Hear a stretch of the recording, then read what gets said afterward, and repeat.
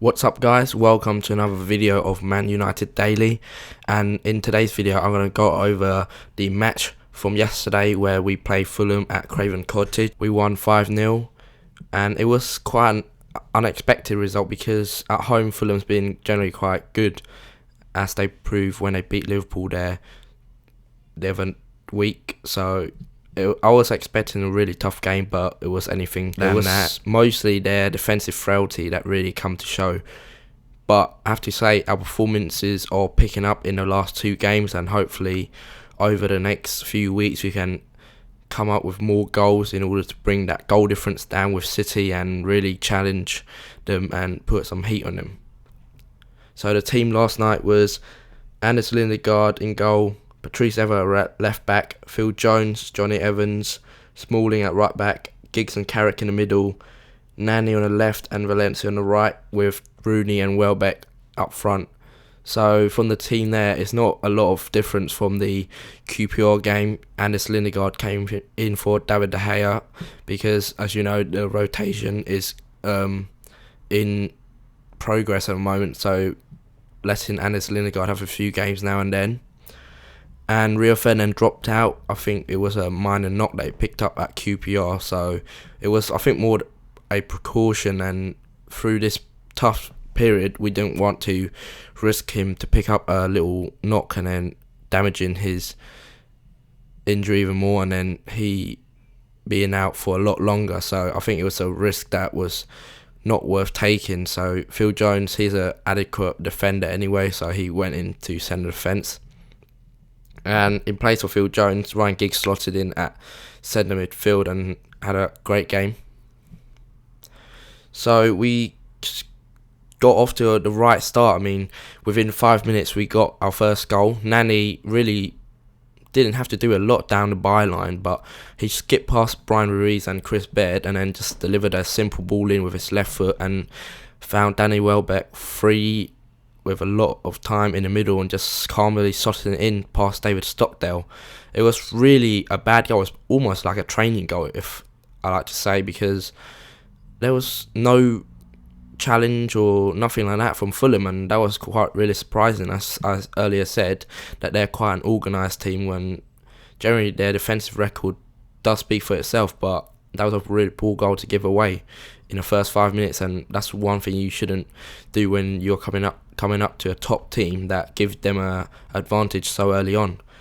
And the next goal was Nani on the 28th minute, popping up with a header after great work from Ryan Giggs.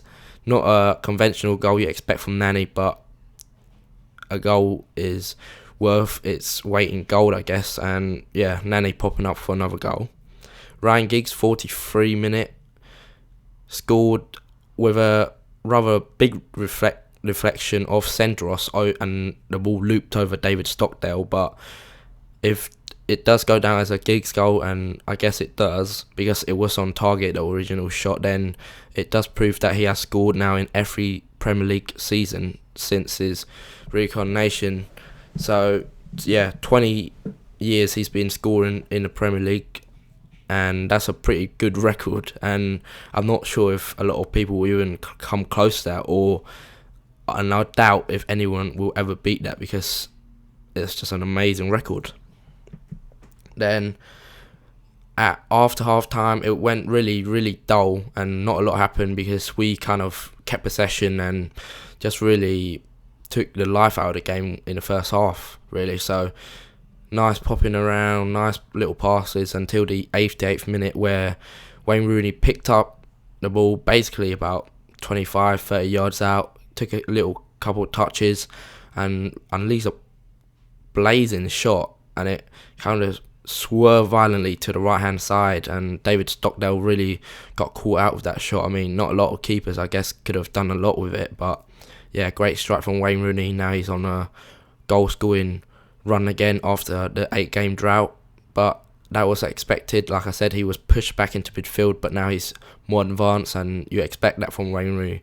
He's got a lot of quality to offer up front, and yeah, he proved it there with that strike.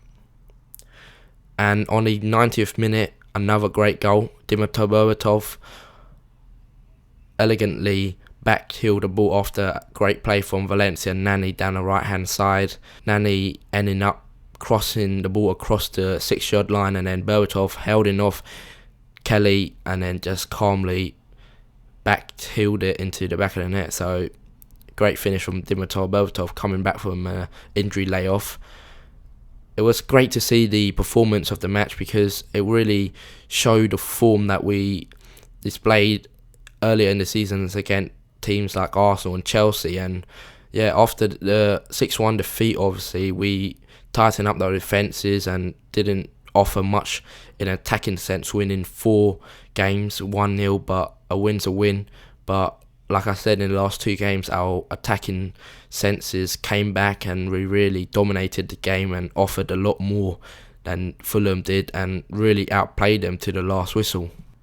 However, it wasn't all going well last night because we picked up another 2 injuries, and it's just getting worse and worse with our injury front at the moment. We've got about 9 players out, including Anderson, Tom Cleverley, Darren Fletcher, etc. But last night, Phil Jones, within the first 5 minutes, I think, he went up for a ball with Clint Dempsey, and then Clint Dempsey, as you know, like when you're jumping, you always have your arms high up to get more leverage, and accidentally, when he was putting his arm up, Phil Jones just clattered his cheek into an elbow, and yeah, he never really recovered from that. Phil Jones, he made a great and goal-saving tackle just before he came off, but yeah, he looked really groggy when he got up from the challenge, and so he had to go off.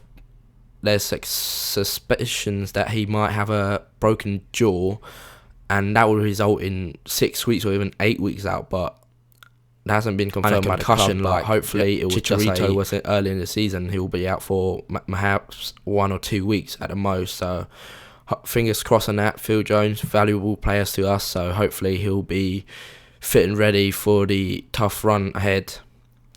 And another injury is when Ashley Young, he came on for Phil Jones, but after a strong tackle from Dixon Otuhu, where it was kind of like a 50-50 ball, but Ashley Young just came out the worst of it, really. There was no foul because, like I said, the ball was there to be won, and Ashley Young's got the worst part of the deal. So, yeah, Ashley Young, I think he'll be out for 2 or 3 weeks after a knock.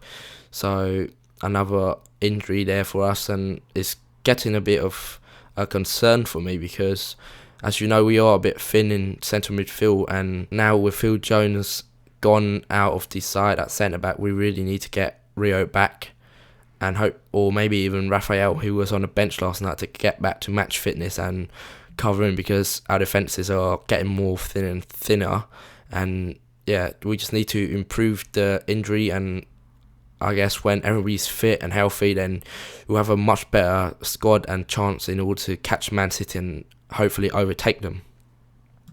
So that's it for my match report on the Fulham game. Hope you like this video, guys. Please comment, rate and subscribe. Cheers.